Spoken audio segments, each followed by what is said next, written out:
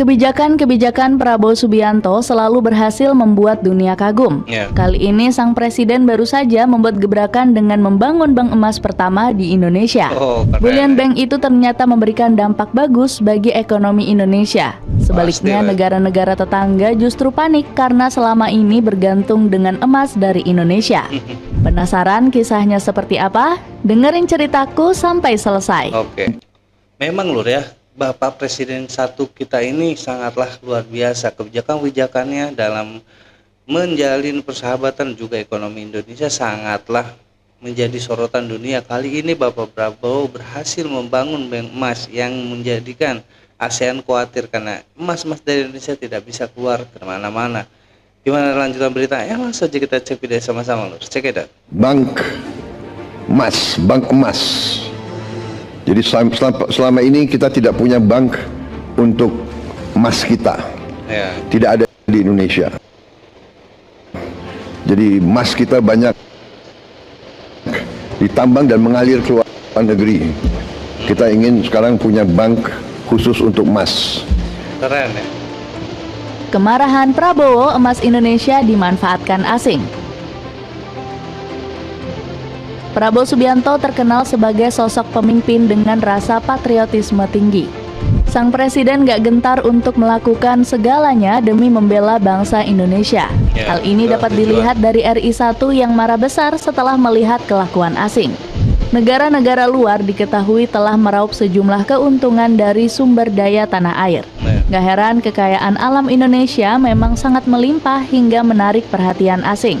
Sebut saja produk seperti sawit dan gas alam yang terus dieksploitasi sejumlah negara. Pak Prabowo yang gak suka langsung mengambil keputusan tegas. Dirinya memberhentikan ekspor bahan-bahan tersebut ke beberapa wilayah termasuk Eropa. Alhasil keputusan ini sukses membuat komunitas global kebakaran jenggot.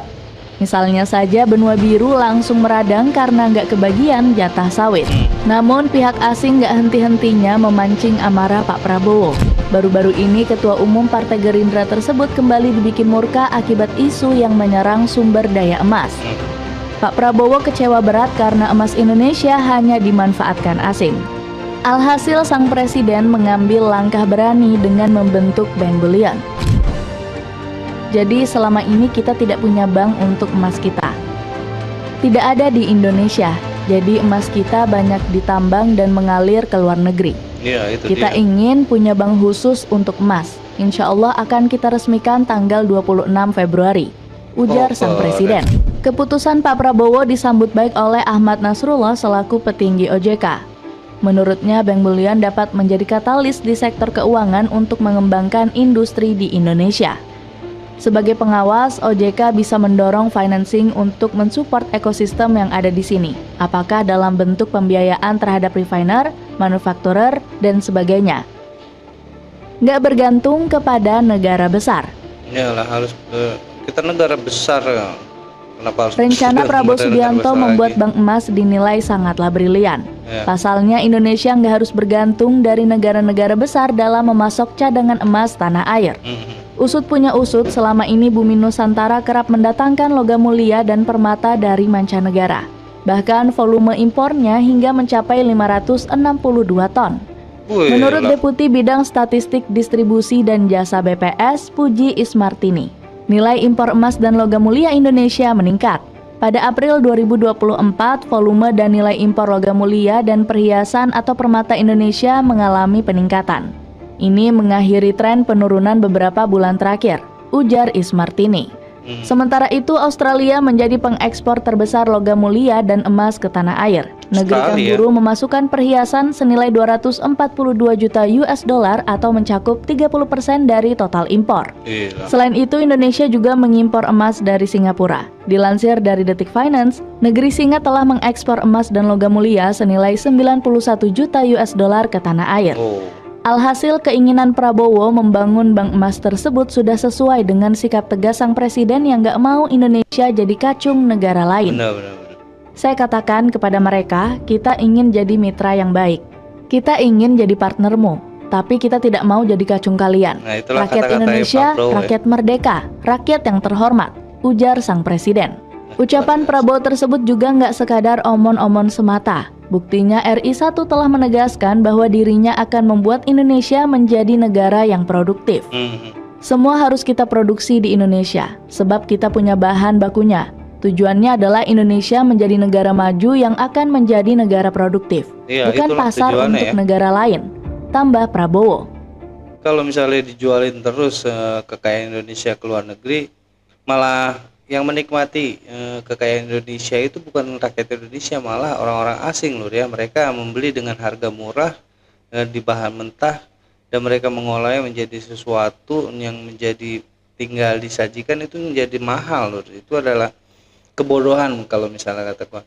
Mending dengan kebijakan Bapak Prabowo menahan semua bahan-bahannya dan dikelola di negaranya sendiri, di Indonesia, dan dinikmati oleh bangsa Indonesia sendiri, itu akan lebih asik dan juga lebih bagus loh ya, karena memang kita juga bisa membeli dengan harga murah karena memang Indonesia sendiri di dalam negeri yang membuat apa-apa yang kita perlukan.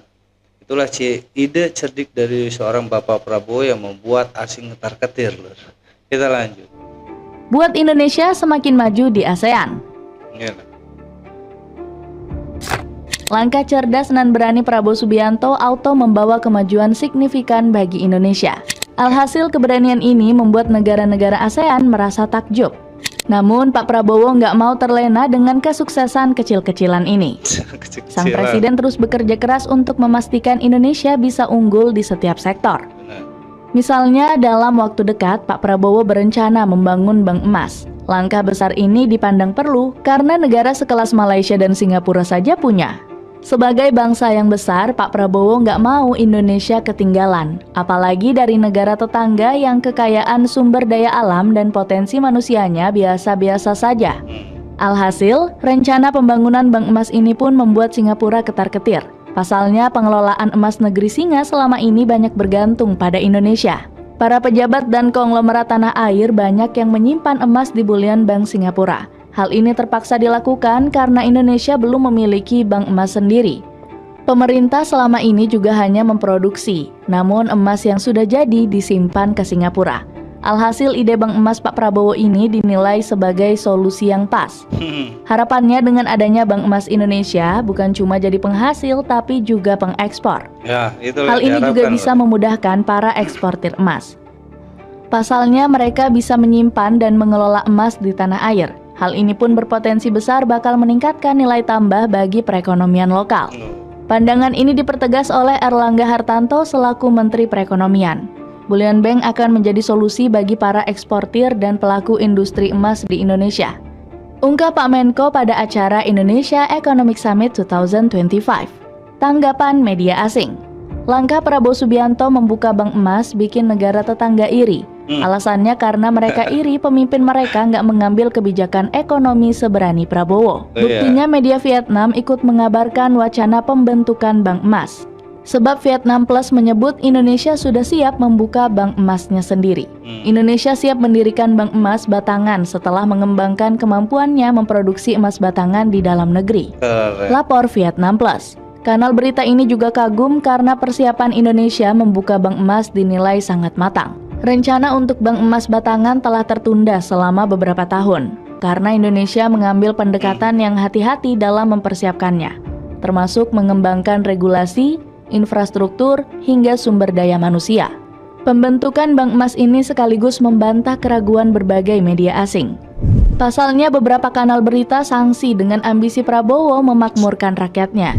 Sebut saja South China Morning Post yang ragu kemiskinan akan dientaskan di era Prabowo.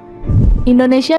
Iya loh ya, sekarang gini, gimana negara ASEAN tidak iri dengan kebijakan-kebijakan yang luar biasa dari seorang Bapak Prabowo, karena memang kebijakan dari seorang Bapak Prabowo ini nggak main-main loh ya. Bapak Prabowo tidak hanya omon-omon. Apa yang dikatakan oleh dia di awal sebelum menjabat sebagai presiden, semuanya sekarang baru 100 hari menjabat sebagai presiden, sudah beberapa omongannya yang dilaksanakan dan juga dijalani. Seperti sekarang Indonesia sudah mempunyai bank emas sendiri loh ya. Bapak Prabowo sangatlah bangga dengan itu karena memang emas Indonesia sebelumnya terlalu banyak keluar ke Singapura dan dimanfaatkan oleh Singapura.